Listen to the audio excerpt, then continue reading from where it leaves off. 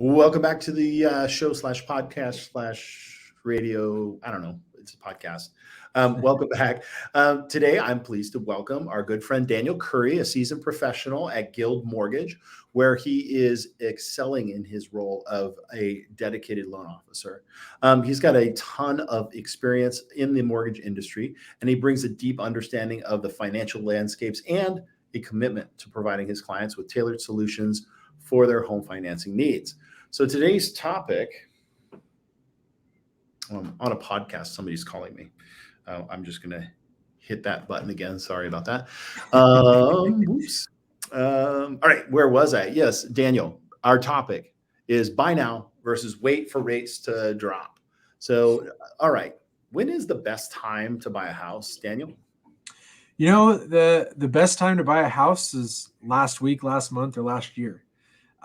Is kind of the way I like to describe it to people. And the reason for I say that is because so many people are stuck in this rut of, well, I want to wait until interest rates go down, or have a million different reasons why it's not the right time to buy the house for them right now. And the reality of the situation is the right time to buy a house is when it makes sense for your family, your life, where you're at in life. Interest rates, are the thing that people gravitate onto or latch onto because it's what they know and understand, right? It's a number that is able to be compared between lenders or between periods of time. What a lot of people don't realize is there's advantages and disadvantages to waiting for both markets to happen. But as I typically tell people, it is a decision that is based on where your family's at and what's best for your particular situation and set of circumstances, not necessarily predicated on interest rates. No, I like that, Daniel. The truth of the matter is, I think real estate agents and lenders talk a lot about interest rates, and most buyers just want to buy a home, right? Right. It's not the it is an important consideration in buying a home to understand how much you can qualify to purchase. But most importantly, if you are a growing family or if you have to relocate, this one to me is like the biggest. I get a lot of people saying, "Hey, we're relocating to the area. We're going to wait and rent for a little bit." Meanwhile, they throw about $30,000 out the window in our market by waiting just 1 year, right? And that is in equity. Okay, so it all depends on liquidity because, as I mentioned in the Real Talk segment, home prices are not falling, right, precipitously at this time. So why do you say interest rates should or shouldn't influence your decision? So to start with, as far as interest rates predicating your decision, again, it's not really something that I lean into heavily. I look at more so a holistic view of that person's their life and what's going on in their life. And the thing is that while people believe that, I got to wait till interest rates come down, you made a great point that people are throwing away thousands of dollars each month in our market, $2,000 or $3,000+ a month in rent. But when interest rates are up, it allows you to have a lot of different advantages. You have less people in the market that you're fighting for a house with. Meaning that you have homes that are sitting on the market longer, which allows you more ability to be able to negotiate, look into seller concessions, allow you to be able to make a decision in a normal time frame. Meaning, you look at a house today, you look at another house tomorrow, and you give it a day or two, you kind of sleep on it, decide, okay, this is the house I want to buy, as opposed to in a down interest rate market where you see people literally go in, and if you're not putting an offer in while you're standing in the house, you probably have already lost that house. So while it sounds great that your interest rate is lower, and that's great that you can talk to your neighbor and say, hey, I got a 3% interest rate. Well, you may have a 3% interest rate, but if you paid $70,000, $80,000, $90,000 more for a house, that payment ends up coming out to be comparable to somebody who jumped in the market during a little bit higher interest rate time period. But what you can't do is you can't go back and get that equity you built in that market back. Yeah. When interest rates come down, instead of having to fight with everybody to get your foot in the door of a house that you love, you can sit back and enjoy the house that you already love and go, I think now is the time I want to refinance and reduce my payment. Meanwhile, taking advantage of the tax benefits, taking advantage of the equity that you've built, and being able to have a stress-free environment to decide when is right for your family to refinance and bring that interest rate down. Yeah. Well, and I think another important point that you made there is what happens when interest rates drop, right? What do you think will Right. happen? So when there's so many people hanging out on the fence right now, watching the market, waiting to pounce on the market when the time comes that is the perfect time to time the market, right?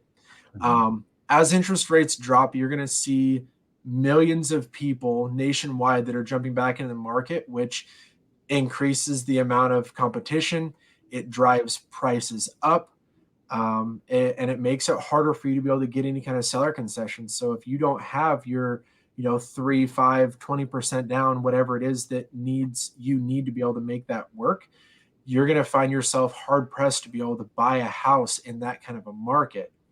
I've been working with a lot of borrowers recently into the Washington State Down Payment Assistance Program, and right now they can get those offers accepted because there's really not a lot of competition against those kind of offers.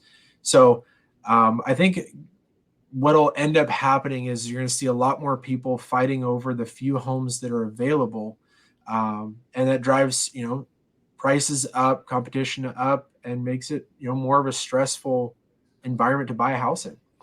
Yeah, I would say anybody out there that is renting right now, your rent goes up every Yep, year. So that's a 100%. consideration. And let's just picture, if you will, the economy getting better, because where we're at now, the economy can get better. Obviously, the jobs report that came out was really helpful, but also hurtful from the lending standpoint. Right. Uh, but it was helpful because it says, "Oh, we got a healthy economy." So here's what we're going to see.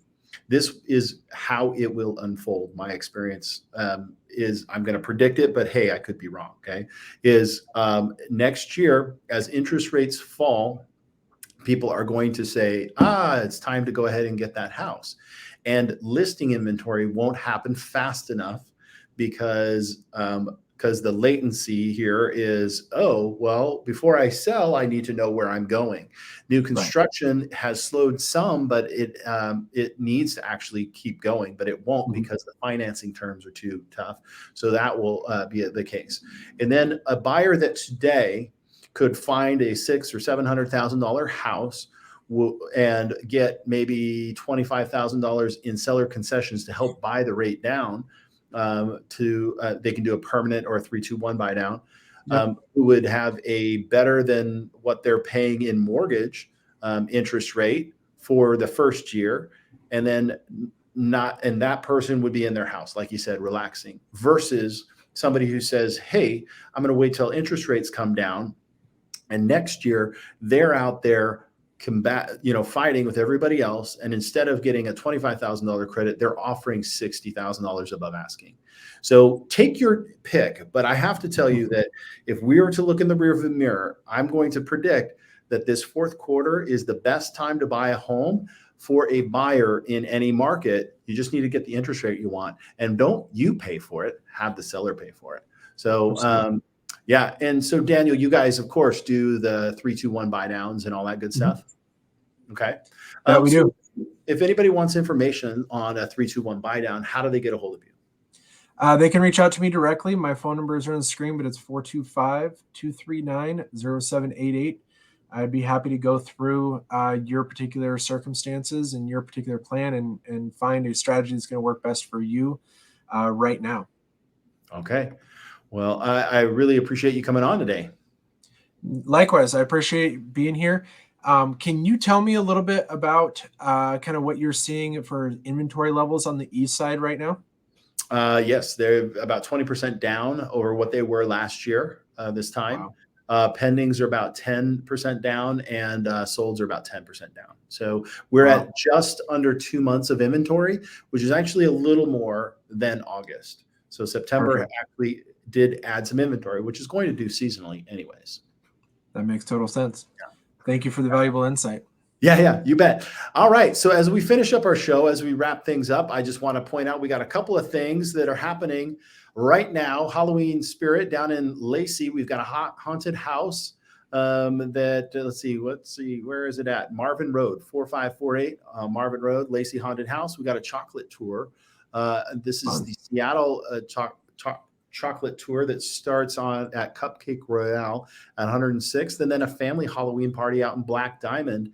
If you're looking for fun, that is October 13th. That's this Friday the 13th. Enjoy, wear light sticks. I guess there's going to be a dance floor, some spooky drinks. There's lots of awesome, fun things to do this time of year. So I hope you'll get out and enjoy them. And that concludes our podcast. Thanks for watching Seattle's Eastside Real Estate Podcast. I am managing broker of the Eastside Real Estate team. Thanks to our guest, Daniel, for coming on today from Guild Mortgage.